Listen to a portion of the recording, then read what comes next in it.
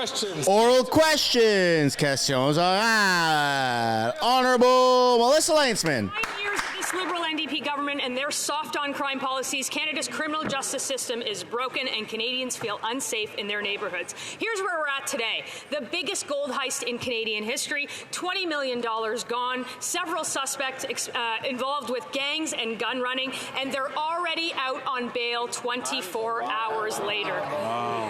Why does this government think that gangsters who steal millions of dollars deserve to be released back into the community? That's right.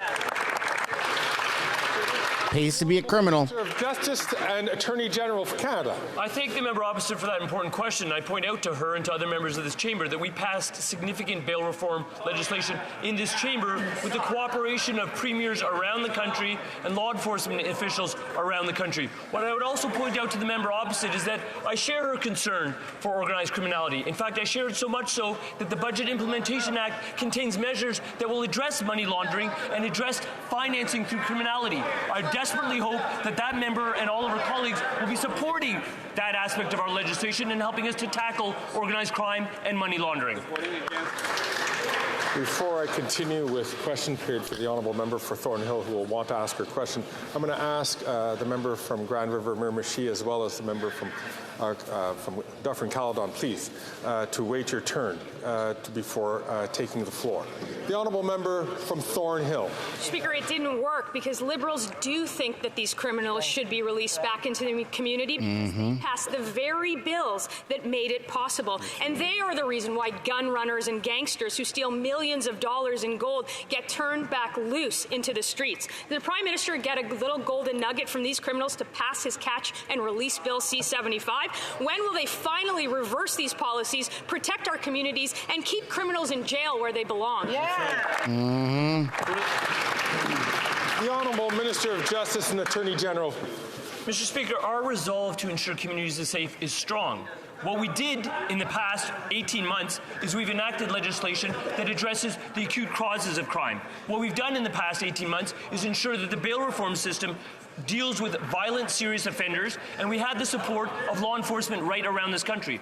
The other thing that law enforcement has been talking to me and my colleague, the Minister of Public Safety, about is the acute need to address organized criminality in this country. Previous times legislation has been in this chamber, they have voted against such legislative initiatives. They have one more opportunity, but they've already announced they won't be supporting us getting tough with money laundering and organized criminality. The honourable member from Thornhill. Speaker, they're out on bail less than 24 hours later. The Liberal incompetence touches so much more than the criminal justice system. You might need a nugget of gold to buy gas in Ontario today. After 9 years of this Prime Minister, his carbon tax price It's so sad. the cost of gas by 14 cents a litre today. If he refuses to call a carbon tax election, will the Prime Minister put a pause on his punishing hikes over the summer so that Canadians can take a little road trip, or will he do everyone in this country a favour and take a permanent road trip so the Canadians can afford to live? The Honourable Minister for Public Services and Procurement. Thank you, Mr. Speaker. 8 out of 10 families receive more in the carbon rebate than they pay on the carbon price. The reason is that all the proceeds from the carbon price are sent back to Canadians.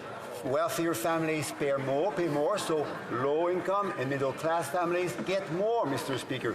8 out of 10 families get more from the carbon rebate than they pay on the carbon price. In addition to that, obviously, that reduces pollution, that reduces the cost of climate change.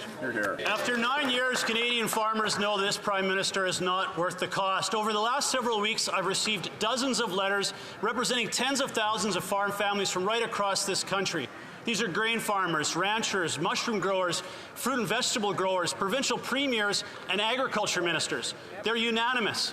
To ensure the sustainability of food production in Canada, they need the NDP Liberal Carbon Tax Coalition to reverse its 23% hike in the carbon tax and pass 234 in its original form. Will the Prime Minister ensure food and farming are affordable and pass 234 in its original form?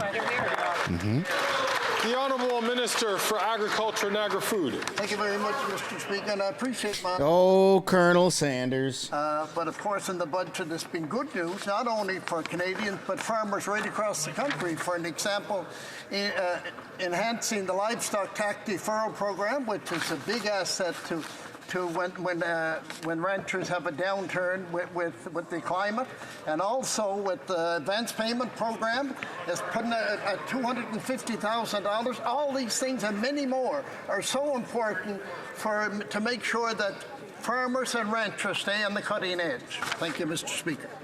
The honourable member from Foothills. I'm not sure that it's good news when, after 9 years of this Prime Minister, demand on food banks is at a record high, and more Canadians can't afford to feed their families.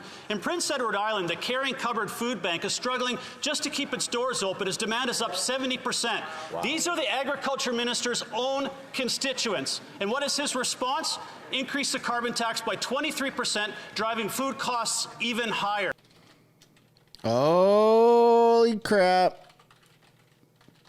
There you go, just like clockwork. Why will this Prime Minister not ensure that farming and food is more affordable and pass Bill C-234 in its original form? The Honourable Minister for Agriculture and Agri-Food. Thank you very much, Mr. Speaker. And I'm kind of surprised to get this question from Amanda, my colleague who was so interested in agriculture. Quite simply, when they were in power, they slashed $500 million from agriculture and agri-food. Right. They slashed $200 million from the business risk management program. All of these things are so important when agriculture has a downturn. We have reinstated the funds and will continue to support our farmers and ranchers right across the country.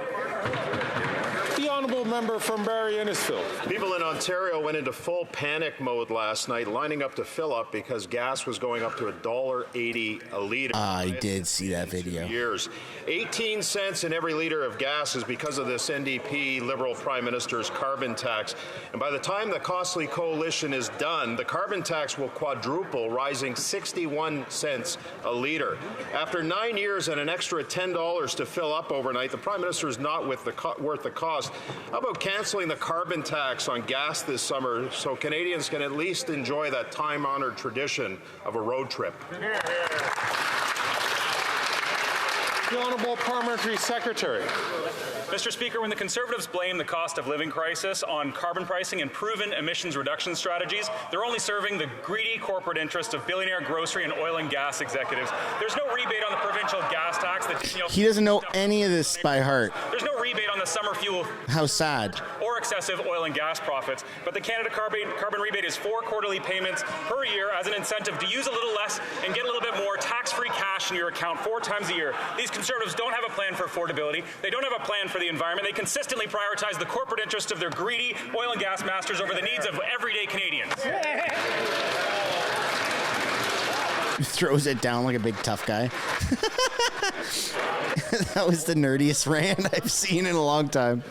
The honourable member from Barrie. Okay. If that member is so confident in the carbon tax, I dare him to convince the Prime Minister to call an election. Yeah, man. The increase caused so much panic and long lines at gas stations across Barrie Innisfil last night. Costco was so busy that cars were lined up in live traffic on Mapleview. The NDP Liberal government plans on quadrupling the carbon tax to 61 cents a litre. The lineups and panic across the country shows that after 9 years, Canadians can no longer afford this costly coalition. Why don't they just come and live with reality and axe the carbon tax so Canadians can afford life? Parliamentary Secretary to the Minister of Environment and Climate Change. Speaker, there was an election on the carbon tax. In fact, there was 3 of them. We won them all. And last election, they ran on a promise with Aaron O'Toole. Remember that? Remember his little cover? He cared about the environment for a change. Conservatives all of a sudden cared about climate change, and they were going to use carbon pricing to lower emissions. Well, they lost. But they still all ran on that promise to price carbon. But when this new member of Parliament, the leader of the Conservatives, the petro puppet of Carleton. Ooh, holy shit.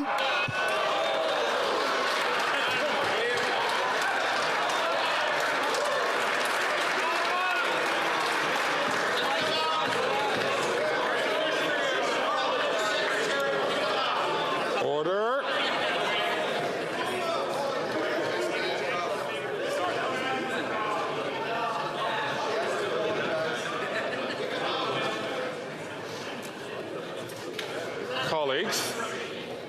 Colleagues. We can be pointed, we can be passionate, and we can be many things. But what we must always remain to do is to make sure that we're carrying ourselves and we refer to each other politely. The honourable member, the honourable parliamentary secretary knows that. I'm going to ask him just to withdraw that part of his statement, and then he has 5 seconds to finish his question. Thank you, Mr. Speaker. These Conservatives can dish it out, but they ran on carbon pricing, and they've got no integrity for fighting it at this stage. Wow. Libs are feeling feisty today.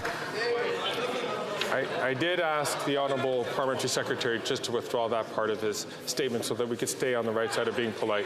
The honourable parliamentary secretary.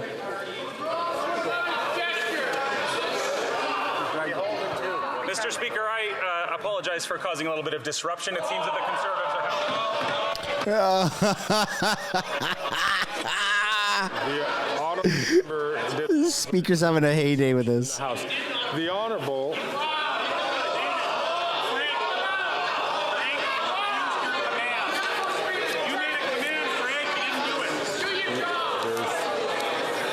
Holy smokes, folks. There's going to be a bench brawl. This is insane. Oh, there you go. Oh, there you freaking go. Oh, my God. Of course he muted the mic. They're getting into semantics, man. It's funny, but it's really annoying. You have to apologize. See that you have to apologize very respectful the right way. On her feet, as she knows that there is. Someone's going to get kicked out during question period. However, I would suggest that she raises this after question period. We'll deal with it then. Oh. The honourable member from Hastings, Lennox, and Addington. Do your job. Yeah. Before this government came into power, road trips used to be a staple vacation for many Canadian families. Yeah, man. This is in Ontario. I used to live in a van. I know all about that. Pushing $1.80. This is the highest price in 2 years. The Liberal NDP Prime Minister's carbon tax is now at 18 cents a litre of gas, and when he quadruples the carbon tax, it will shoot up even higher. After 9 years, Canadians are convinced this Prime Minister is not worth the cost. Mr. Speaker, will the Prime Minister cancel the carbon tax on gas this summer so Canadians can afford a family vacation? Hear, hear. The Honourable Minister for Workforce Development. Thank you, Mr. Speaker. Let's bring some sanity and fact into this conversation. Dan McTeague, who is the president of the advocacy group Canadians for Affordable Energy, said in past years the switch over to summer blend fuel typically results in an increase in fuel of about 6 to 10 cents per litre. In warmer weather, refiners are required to make this change so that the fuel is more stable. There's good news, Mr. Speaker. Prices will come down about 5 cents by Friday. By September, even lower. This has nothing to do with the price on pollution and everything to do with theatrics by the Conservatives. Of course it has to do with the carbon tax. How could you be so ignorant? The Honourable Member. The Honourable Member from Hastings, Lennox and Addington. Thank you, Mr. Speaker. Completely out of touch. There's debt, chaos, hardship and stress hitting Canadians, and it is the policies of this Liberal NDP government that have directly contributed to the pain they are feeling. The reality is the family budget has shrunk, and family vacations are a thing of the past for many. $1.80 for gas this morning. Mr. Speaker, will the Prime Minister cancel the carbon tax and take a permanent vacation so Canadians can afford a small summer road trip? Dude. I'm not going to be able to take my family out my camper. We go through this every year. We change from winter blend to summer blend, and we're required to do so that the fuel stays stable in our vehicles. Mr. Speaker, here's what else Dan McTeague had to say. The most important ingredient in fuel is alkalites, and alkalites are extremely expensive right now. Mr. McTeague said the good news is there will be a 5 cents a litre drop at the pumps by this Friday. We're fighting climate change. This has nothing to do with it. Pure theatrics from Conservatives to scare people while we have the backs of Canadians from coast to coast to coast.